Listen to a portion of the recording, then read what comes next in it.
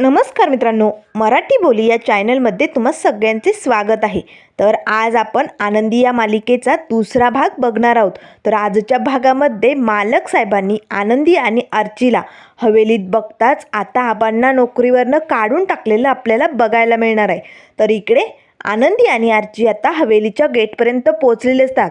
आता गेटमधूनच हवेलीकडे बघताच आर्चीचे डोळे मात्र पाणावलेले असतात। तेव्हा ती आपल्या दीदीला म्हणू लागते, अय दिदे, कसली भारी हवेली मालक साहेबांची।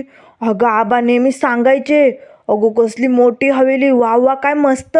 आनंदी लगेच असा गेटवरनं हात फिरवते। आबा तिला आता कायम मालक साहेबांच्या घरच्या गप्पा सांगत असतात। त्यावरनं आता आनंदी अंदाज लावू लागते आणि ती आर्चीला म्हणू लागते, आर्चे, अगं या गेटच्या बाजूला आंब्याचं झाड आहे का? त्यावर लगेच आर्ची म्हणू लागते, हो गं दिदे हाय की। त्यावर लगेच आनंदी म्हणू लागते, आणि त्याच्याच बाजूला टेबल खुर्ची? तेव्हा आर्ची म्हणू लागते, दिदे अगं तुझी लेझर नजर लय डेंजर आहे, तुला दिसायला की काय? त्यावर लगेच आनंदी म्हणू लागते, आणि त्याच्या बाजूला झोपाळा असेल ना? तेव्हा लगेच आर्ची म्हणू लागते, लय भारी झोपाळा आहे, तुला कसं कळलं गं? त्यावर आनंदी म्हणू लागते, आर्चे, अगं कायम हवेलीच्या गप्पा आबा करतात ना, तेव्हा सांगत असतात ते आंब्याचं झाड आणि तिथे असणारा झोपाळा, त्यावरती मालक बसलेले असतात आणि त्या झोपाळ्याचा आवाज येतो ना, किरकिर, त्यावरनं मालकांचा मूड कसा आहे ना हे ओळखता येतं आबा म्हणत असतात। बरोबर, चल मालक येण्याआधी आपल्याला फाईल ठेवायची आणि आबांनी सांगितलंय तसं टपकन निघायचे। चल पटकन। आता दोघीही फाईल घेऊन हवेलीकडे निघालेले असतात। तर आता टेबल खुर्चीवरती समोरच वॉचमॅन काका बसलेले असतात। तेव्हा लगेच ते धावतच येतात, ए पोरींनो, कोण आहात तुम्ही आणि कुठे चालात आतमध्ये? थांबा इकडेच। त्यावर लगेच आता आनंदी म्हणू लागते, काका आम्ही ना आबा जाधवांच्या नाती आहोत आणि आबांनी आम्हाला ही फाईल शिर्के साहेबांना द्यायला सांगितली, म्हणून आम्ही आलो ही फाईल घेऊन। त्यावर ते काका म्हणू लागतात, दे मग हवेलीत जाण्याची गरज नाही आहे, हवेलीत कोण बी नाही, मालक साहेब येतील एवढ्यात, तुम्ही ही फाईल माझ्याकडे ठेवा आणि निघा पटकन इकडनं। त्यावर लगेच आता आर्ची हळूच आपल्या दिदीला म्हणू लागते, दिदे अगं हे मालक साहेब आतमध्ये नाही आहे, मग आपण आतमधनं हवेली बघून येऊया की? तसं बी एवढी मोठी हवेली बघणं आपल्या नशिबात कुठे, हो की नाही? आज योग आलाय तर जाऊन बघूया की आतमध्ये कशी ते आपल्यालाही बघायला मिळेल। त्यावर लगेच आता आनंदी म्हणू लागते, नाही नको गं, आबांना जर कळालं ना आणि मालक साहेब आले तर? नाही नाही नको, ते आपल्याला ओरडतील। त्यावर आर्ची म्हणू लागते, नाही ओरडत गं, तोपर्यंत आपण फाईल ठेवून निघून येऊया की, चल की दिदे। त्यावर वॉचमॅन काका म्हणू लागतात, सांगितलेलं कळत नाही, ती फाईल माझ्याकडे द्या, मी पोचवेल साहेबांपर्यंत। त्यावर लगेच आता आर्ची म्हणू लागते, काका अहो आम्ही दिली असती हो, पण आमच्या आबांनी आमचा कान पिळावून बजावून सांगितलंय, ही फाईल शिर्के साहेबांच्या हातातच पोचली पाहिजे, त्यामुळे आम्ही तुमच्याकडं नाही देऊ शकत। त्यावर ते वॉचमॅन काका म्हणू लागतात, तुम्ही आतमध्ये जाऊ शकत नाही आणि गर्दी कमी करा या गेटमधनं, आता मालक साहेबांची येण्याची वेळ झाली, त्यांना गेटमध्ये गर्दी चालत नाही, नाहीतर ते भडकतील आणि एकदा का मालक साहेब भडकले तर ते काय काय करू शकतात याचा अंदाज असेल तुम्हाला।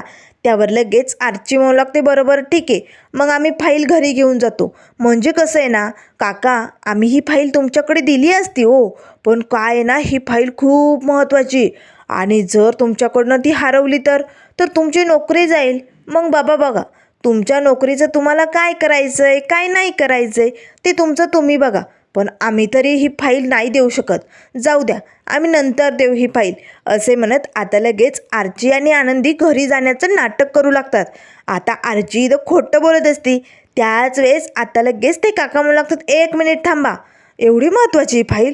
मग नको, रिस्क घ्यायला नको, मालक साहेब येण्याआधी तुम्ही पटकन आतमध्ये जा आणि फाईल ठेवून लवकरात लवकर बाहेर या। त्यावर लगेच आर्ची म्हणू लागते, चालेल की काका, आम्ही लगेच येतो। आता दोघेही आतमध्ये निघालेले असतात। तेव्हा आनंदी म्हणू लागते, आर्चे अगं खोटं का बोललीस त्यांच्याशी? हे बघ, आपण फाईल इथे ठेवली असती तरी चालली असती, हे बघ आपण खोटं बोलायचं नसतं, हे तुला मी कितीदा सांगितलंय। त्यावर आर्ची म्हणू लागते, तायडे एकदाच खोटं, आता आता पुन्हा नाही, आणि हे बघ आपल्याला हवेलीत जायचे, जर हवेलीत गेलो नाही ना तर तू नापास होशील, पास होणार नाही। तेव्हा लगेच आनंदी म्हणू लागते, ए बाई असं काही बोलू नको, आज माझा रिझल्ट आहे, बरोबर चल पटकन लगेच बाहेर यायचा, तिकडे टाईमपास करायचा नाही। पण आर्ची कुठे ऐकणाऱ्यातली असते का? आता मात्र हवेलीत आतमध्ये येताच एवढी मोठी हवेली आता डोळे फाडून आरची बघू लागते. आता तर मात्र तिचे डोळे असे दिपून गेलेले असतात. तेव्हा मात्र लगेच ती आपल्या आनंदीताईचा हात सोडते आणि त्या हवेलीतल्या वस्तूंना हात लावून बघू लागते. काय भारी आहे ना. अगं दिदे, अगं बघतेस ना, अगं बघ इकडे सोन्याची ताटं तांबे सगळं आहे की. अगं कसली भारी हवेली मालक साहेबांची. वा वा वा, लय मस्त. आनंदीला मात्र भीती वाटत असते, कारण हवेलीत कोणी नसताना आपण त्यांच्या वस्तूंना हात लावणं हे चुकीचं आहे आरचे. आणि अशा नवीन ठिकाणी तुम्हाला एकटी का सोडलंय? लवकर ये, माझा हात पकड. पण आरची लगेच आपल्या दिदीला म्हणू लागते, दिदे अगं थांब की तिकडे, मला बघू दे ना एकदा. काय मस्त हवेली. दिदे मला बी असं वाटतं की आपली बी हवेली अशी असायला पाहिजे. किती भारी आहे ना. असं घर नाही आहे ना गं आपलं. त्यावर लगेच आनंदी म्हणू लागते, आरचे अगं घर मोठं असलं म्हणून सगळंच काही चांगलं असतं असं नाही. अगं एवढ्या मोठ्या हवेलीत सुमसुमाटे आहे का कोणी इकडे? अगं घर तर आपल्या मनाचं मोठं पाहिजे. मग बघ घरात किती आनंद असतो ते. आपल्या घरात कसला आनंद आहे तुला माहिती आहे ना. त्याच वेळेस आरची म्हणू लागते, खरंच गं बाई काय हवेली आहे मस्त. त्याच वेळेस आता आनंदीला मात्र नवीन जागा असते, त्यामुळे कुठे चालावं काय करावं काही सुचत नाही. आनंदी आता टेबलवरती जी फ्रेम असते ना साहेबांची आणि त्यांच्या पत्नीची समिधाची, आता मात्र त्या फ्रेमला इथे आनंदीकडनं धक्का लागतो. ती फ्रेम खाली पडणार, तेच आनंदी पटकन पकडते आणि आता त्या फ्रेमला पुन्हा टेबलवरती जशाच तसा ठेवण्याचा प्रयत्न करते. पण आता ती फ्रेम तिरकी झालेली असते. तर आनंदी आता आरचीला म्हणू लागते, आरचे चल की पटकन. अगं आरचे मालक साहेब आले तर आपलं अवघड होईल, चल बरं पटकन. पण आरची इतकी आगाऊ असते ना, ती कुणाचं ऐकायला तयारच नसते. त्यामुळे ती सगळ्या वस्तू अशा डोळे फाडून बघत असते. तर इकडे घरी आता आबांना कधी एकदा आनंदीचा निकाल बघतोय असं झालेलं असतं, पण लाईट गेलेली असते. आता आनंदीची 2 नंबरची बहीण आरती आता ती बाहेर कुणाकडे लाईटची काही व्यवस्था आहे का, कुणाकडे मोबाईलवरती रिझल्ट बघता येतो की काय याची सोय करण्यासाठी बाहेर गेलेली असते. आता आरती घरी येते तेव्हा आबा विचारू लागतात, काय झालं ग पोरी, अगं बघितलं का किती मार्क्स मिळाले? त्यावर लगेच आता आरती म्हणू लागते, नाही ना आबा, अहो कुठेच लाईट नाही आहे आणि त्या चिंटूचा मोबाईल पण बंद झाला आहे हो, त्यामुळे आपण रिझल्ट नाही बघू शकत. सगळं नशीबच फुटकं आहे आपलं. त्यावर लगेच आता तेवढ्यात लाईट येते. आता मात्र आरती आणि आबा खुश होतात, चला लाईट आली, चला पटकन आता आपण आनंदीचा रिझल्ट बघू शकतो. दोघेही पटकन आता रिझल्ट बघण्यासाठी खूपच उत्सुक असतात. आता पटकन इथे आरती लगेच आता संगणक चालू करते. हे बघा आबा, आता सुरू झाले बरं का, आता एवढ्यातच आपल्याला आनंदीचा निकाल समजणार. तेव्हा आबा म्हणू लागतात, एकदा का निकाल कळला ना की आपण दरवाजात आनंदीचं मस्त स्वागतच करूया. त्याच वेळेस आता रिझल्ट ओपन झालेला असतो, पण मात्र आता इथे आरती आणि आबांना धक्का बसतो. आरतीचा चेहरा अतिशय असा पडल्यासारखा झालेला असतो. नेमकं किती मार्क्स असतात हे तर अजून काही दाखवलेलं नसतं. त्यावर लगेच आबा म्हणू लागतात, काय गं पोरी, अगं तुला असा धक्का का बसला? तेव्हा लगेच आरती म्हणू लागते, आबा अहो हे बघा की काय आहे. आता मात्र लगेच संगणकावरती आनंदीचे गुण बघताच आबांनाही धक्का बसलेला असतो. तर आता दोघेही एकमेकांकडे शॉक लागल्यासारखे बघत असतात. तर इकडे आता हवेलीच्या बाहेर मालक साहेबांची गेटमध्ये गाडी आलेली असते. आता मात्र वॉचमॅन घाबरतो, कारण या आबा जाधवांच्या नाती तर आतमध्येच आहे आणि मालक आलेत, आता आपलं काही खरं नाही. त्याचा चेहरा मात्र खूपच घाबरल्यासारखा झालेला असतो. त्याच वेळेस मालक गाडीतनं खाली उतरतात आणि शिर्केंना म्हणू लागतात, चला मी आतमध्ये जातो, तुम्ही गोविंदाला घेऊन पटकन या. त्याच वेळेस आता मालक लगेच आतमध्ये हवेलीकडे निघालेले असतात. आता मालकांच्या गाडीचा आवाज, त्यांच्या पावलांचा आवाज इथे आनंदीला येऊ लागतो. तेव्हा आनंदी म्हणू लागते, आरचे अगं मालक साहेब आले की चल पटकन आरचे. अगं असं नको करू गं, त्यांनी जर आपल्याला हवेलीत बघितलं तर त्यांना खूप राग येईल आरचे, आणि अशाने आपल्या आबांच्या नोकरीला काहीतरी होईल. चल चल. पण आरचीला काय करावं काही सुचत नाही, कारण मालक साहेब आता हवेलीत जवळ आलेले असतात. आता दोघेही पटकन धावतच लपण्याचा प्रयत्न करू लागतात. तर इकडे बाहेर आता वॉचमॅनला शिर्के म्हणू लागतात, ए तुला काय झालं, एवढा का चेहरा पाडलाय तू? त्यावर लगेच ते वॉचमॅन काका म्हणू लागतात, शिर्के साहेब अहो आतमध्ये त्या जाधवांच्या नाती गेल्यात, फाईल घेऊन आल्या होत्या, अजून त्या बाहेर आल्या नाही आणि मालक साहेब हवेलीत गेलेत. त्यांनी जर त्या दोघींना बघितलं तर? आता मात्र शिर्केला तर मोठा धक्का बसतो. तेव्हा शिर्के मला लागते, ए तुला अक्कल नाही आहे? अरे त्यांना कशाला आतमध्ये पाठवायचं? फाईल इकडे ठेवून घ्यायची की. आता जर मालक साहेबांनी त्यांना आतमध्ये बघितलं ना तर त्याचं नव्हतं होऊन जाणार आहे. तुला ना अक्कलच नाही आहे. हाताने पायावरती धोंडा पाडून घेतो. आता बस बोंबलत, असे म्हणत शिर्के धावतच आतमध्ये येतात. तर इकडे मालक साहेब आतमध्ये आलेले असतात. तेवढ्यात लगेच आता शिर्के येतात. साहेब हे बघा अर्जंट फोन आलाय, प्लीज एवढा फोन घ्याल. आता साहेब फोनवरती बोलू लागतात. त्याच वेळेस आता सातबारा काढण्याविषयी त्यांचं बोलणं चालू असतं. पण शिर्के मात्र आजूबाजूला डोकावून बघत असतो. या पोरी नेमकं कुठे लपल्यात? आता जर या पोरी मालकांना दिसल्या ना तर बापरे, आता माझं काही खरं नाही, जाधवांचंही खरं नाही आणि माझंही खरं नाही. आता काय करावं? या पोरी कुठे असतील याचाच विचार आता शिर्केंच्या डोक्यात घुमत असतो. तर इकडे आनंदी आणि आर्ची दोघेही आता एका दरवाजाआड लपून बसलेले असतात. त्याच वेळेस आता लगेच मालकांचं फोनवरचं बोलणं होताच आता ते सोफ्यावरती जाऊन बसणार. तेच आता टेबलवरती त्यांचा आणि त्यांच्या पत्नीचा जो फोटो असतो ना त्या फोटोकडे आता मालकांचं लक्ष जातं. मालक पटकन त्या फोटोजवळ येतात. तेव्हा आर्ची हळूच आनंदीला म्हणू लागते, दिदे मालक साहेब टेबलवरच्या फोटोजवळ आलात की. आता मात्र आनंदी घाबरते, कारण तो फोटो तिच्याकडनं वाकडा तिकडा झालेला असतो ना. त्यावर लगेच आता मालक साहेब भडकतात. कोण आलं इकडे? हवेलीत कोण आलं होतं? माझ्या परवानगीशिवाय हवेलीत हवासुद्धा इकडे तिकडे फिरत नाही हा. मग इकडे हा फोटो हल्ला कसा? इथे कोणी आलं आहे का? त्यावर शिर्के म्हणू लागतो, नाही साहेब, कोणी बी नाही आलं इकडे. त्यावर लगेच आता मालक आजूबाजूला इकडे तिकडे बघू लागतात. बरं शिर्के, चला पटकन त्या गोविंदाला बोलावून घ्या. आता मात्र आनंदी आणि आर्ची तिथेच लपलेले असतात. त्याच वेळेस मालक साहेब शिर्केंना म्हणू लागतात, आणि तुम्ही उद्या ते सातबाऱ्याचं बघून घ्या, चला पटकन. तेवढ्यात लगेच आता गोविंदा आणि त्याच्याबरोबर एक व्यक्ती असतो. आता त्यांनी खूप साड्यांचे बॉक्स आणलेले असतात आणि साहेबांसमोर टेबलवरती ठेवलेले असतात. तेव्हा लगेच गोविंदा म्हणू लागतो, मालक साहेब हे बघा, अस्सल सोन्याची जरी वापरली बरं का, एक नंबर भारी साडी. तुम्ही हात लावून तर बघा. अहो काय मऊ सुटसुटीत. अहो सोन्याची जरीच त्याची लावली आपण त्याला. अहो बघा की. आता मालक साहेब लगेच त्या साडीवरती नुसता हात असा आपला टच करतात. त्याच वेळेस आता साडीला स्पर्श करताच मालकांना मात्र लगेच समजतं की या साडीत नक्कीच काहीतरी घोळ आहे. तेव्हा मालक साहेब म्हणू लागतात, सोन्याची जरी वापरतो ना तू या साड्यांवरती? किती वर्षापासून तू माझं हे कॉन्ट्रॅक्ट घेतो? त्यावर लगेच आता गोविंदा म्हणू लागतो, जवळजवळ 15-20 वर्ष झाली तसं मी हे कॉन्ट्रॅक्ट घेतोय. त्याच वेळेस मालक उठतात आणि जोरदार दिशी या गोविंदाच्या कानाखाली ओढतात.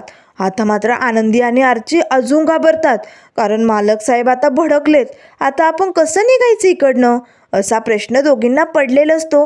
त्याच वेळेस आता लगेच गोविंदा म्हणू लागतो, मालक साहेब काय झालं? अहो काही चुकलं का? तेव्हा लगेच आता युगंधर मालक म्हणू लागतात, पितळ पिवळं असतं म्हणून ते सोनं होत नाही, आणि तू पितळाचा वापर करतोय सोन्याच्या जागेवरती, मला फसवतो. हे बघ, या युगंधरला कामात फसवणूक चालत नाही आहे आणि ती पटतसुद्धा नाही. ही साडी तुझी बनवली ना त्यात सोनं कमी वापरलं आहे आणि पितळ जास्त वापरलं आहे. खोटं बोलू नको. त्यावर लगेच आता गोविंदा मात्र हात जोडतो, मालक चुकलं, पुण्यांदा अशी चूक नाही होणार मालक, माफ करा. त्याच वेळेस आता लगेच मालक म्हणू लागतात, शिर्के एका साडीची रुंदी 6 सेंटीमीटर असते, तर त्या साडीची लांबी किती झाली? त्यावर आता लगेच शिर्के आपला कॅल्क्युलेटर काढतात. आता शिर्के घाबरलेले असतात, कारण या गोविंदाने घोळ करून ठेवलाय आणि जाधवांच्या नाती पण हवेलीत आहे. त्यामुळे आता मोठा गोंधळ शिर्केंचा झालेला असतो. या गोंधळात त्यांच्या हातनं ते कॅल्क्युलेटर खाली पडतं. आता मात्र शिर्के जोरजोरात ते बटणं दाबू लागतात. सॉरी साहेब, लगेच सांगतो साहेब. त्याच वेळेस मालक म्हणू लागतात, शिर्के लवकरात लवकर उत्तर हवं आहे मला. हिशोब किती झाला लवकरात लवकर सांगा. त्याच वेळेस आनंदीला चाहूल लागते. कदाचित शिर्के साहेबांचं कॅल्क्युलेटर खाली पडल्यामुळे बंद झालंय. त्यांना हिशोब सांगणं गरजेचं आहे.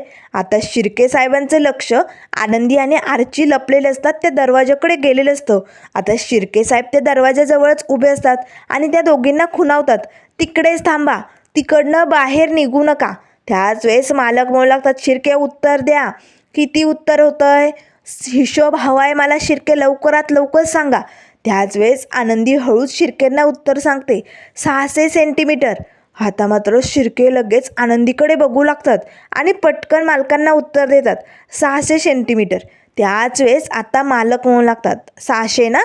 मग एका साडीला 1700 मिलीग्रॅम आपण सोनं वापरलं जरीसाठी, तर पूर्ण साडीला किती मिली सोनं लागेल? त्याच वेळेस आता मात्र इथे शिर्केंचा गोंधळ उडालेला असतो. आता त्यांना पटापट आनंदी उत्तर सांगू लागते, 10,250. आता शिर्के जशी आनंदी उत्तर सांगेन तसं आता मालकांना सांगत असतात. आता मालकही या शिर्केंकडे बघू लागतात. त्याच वेळेस आता मालक लगेच शिर्केंजवळ येतात. बरं चला, एका साडीमध्ये आपण किती मिली एका सेंटीमीटरला सोनं किती ग्रॅम वापरतो ते सांगा. आता तेही उत्तर आनंदीने शिर्केंना सांगितलेलं असतं. तर जर या माणसाने आपली फसवणूक केली, त्या जागी पितळ वापरलं तर किती मिलीग्रॅम सोनं कमी घातलं याने साडीत? आता मात्र शिर्के घाबरतात. मालक लगेच शिर्केंजवळ येतात, मला हिशोब हवा आहे, चला पटकन सांगा.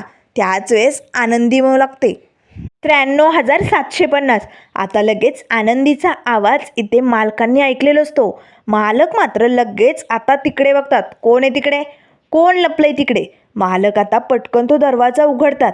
आनंदीच्या हातात ज्या कैऱ्या असतात ना, त्या सगळ्या आता खाली पडलेल्या असतात. मालक मात्र भडकतात, कोण पोरी या? आणि माझ्या परवानगीशिवाय त्या हवेलीत आल्याच कशा? त्याच वेळेस आता लगेच शिर्के म्हणू लागतो, या बाहेर या. आता दोघी आता बाहेर येतात. तेव्हा लगेच मालक म्हणू लागतात, शिर्के कोण पोरी आहेत या? तेव्हा शिर्के म्हणू लागतात, आबा जाधवांचे नाते आहेत, त्यांना फाईल देण्यासाठी इकडे आल्या होत्या, चुकून तुम्ही आले म्हणून त्या घाबरले असतील. त्यावर आनंदी म्हणू लागते, मालक आम्हाला माफ करा. हे बघा साहेब, आम्ही फाईल ठेवणार होतो आणि इकडनं जाणार होतो, पण तेवढ्यात तुम्ही आलात, आम्ही घाबरलो आणि लपून बसलो. त्यावर लगेच आता मालक साहेब म्हणू लागतात, तुम्ही हवेलीतल्या कुठल्या वस्तूला हात लावला का? आता लगेच आनंदीला आठवतं की त्यांच्याकडनं ती टेबलवरची फ्रेम पडलेली असते.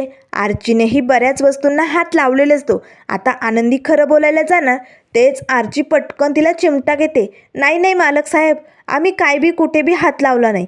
आता लगेच आनंदीला वाईट वाटतं, कारण आपण मालकांशी खोटं बोललोय. तेव्हा लगेच आता मालक साहेब म्हणू लागतात, शिर्के यांना सांगा ताबडतोब इकडनं निघायचा, लगेच इकडनं निघायचं.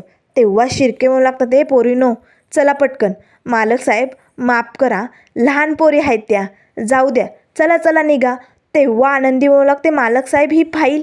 त्याच वेळेस आता मालक तिच्या हातनं फाईल हिसकावून घेतात. आता शिर्के दोघींना बाहेर घेऊन येतात आणि म्हणू लागतात, हे पोरीनो, अगं डोक्याचा भाग आहे की नाही तुम्हाला? अगं जर तुम्हाला तिथे असं लपून मालकांनी बघितलं आणि आबांच्या नोकरीवरती काही आलं तर आता आता काय करावं ना तेच कळत नाही. त्यावर आनंदी म्हणू लागते, शिर्के साहेब आम्हाला माफ करावं, आम्हाला खरं तर हवेलीत जायचंच नव्हतं, पण हिच्यामुळे आम्ही आतमध्ये गेलो, पण मालक साहेब आमच्या आबांना नोकरीवरनं काढणार तर नाही ना? तेव्हा शिर्के म्हणू लागतात, बघू आता काय होतंय. मालक साहेब आधीच खूप भडकलेत, बरं तुम्ही चला. त्यावर आनंदी म्हणू लागते, पण शिर्के साहेब आम्ही मालकांशी खोटं बोललोय, आम्ही तिथल्या वस्तूंना हात लावला होता, त्यांना खरं खरं सांगू का? त्यावर लगेच आत्ता शिर्के म्हणू लागतं, ते बाई वेळ लागले का तुला? मालक कसे तुला माहिती नाही, चला निघा आता इकडनं. दोघी आता तिकडनं निघून जातात. पण आनंदीला मात्र खूप टेन्शन आलेलं असतं. तर इकडे आतमध्ये मालक मात्र भडकलेले असतात. आता मालक लगेच आपल्या नोकराला रॉकेल आणि काडीपेटी सांगतात आणि त्या गोविंदाने आणलेल्या सगळ्या साड्या पेटून देतात. तेव्हा तो हात जोडून मालकांच्या पाया पडत असतो, मालक साहेब नका हो, असं नका करू, साड्या पेटू नका, माझं खूप मोठं नुकसान होईल. पण मालक साहेब म्हणत असतात, युगंधरच्या व्यवसायात फसवणूक चालत नाही आणि आता तुला ती सहन करावी लागेल. तोटा होऊ दे नाहीतर नफा होऊ दे, तू फसवणूक केली ना, मग आता मी हे करणारच. आता मालकांनी त्या साड्या पेटवलेल्या असतात. तेवढ्यात शिर्के येतात. आता शिर्केंनाही धक्का बसतो. त्याच वेळेस मालक म्हणू लागतात, शिर्के या गोविंदाच्या पोरांना बायकोला घेऊन या आणि गोडाऊनमध्ये जेवढा माल असेल ना तेवढा जप्त करा. आता मात्र या गोविंदाला काय करावं काही सुचत नाही. तर इकडे आता रस्त्याने आनंदी आणि आर्ची येत असतात. तेव्हा आर्ची म्हणू लागते, ताई चल आता आपण कॉलेजवरती जाऊ आणि तुझा रिझल्ट बघू, चल पटकन.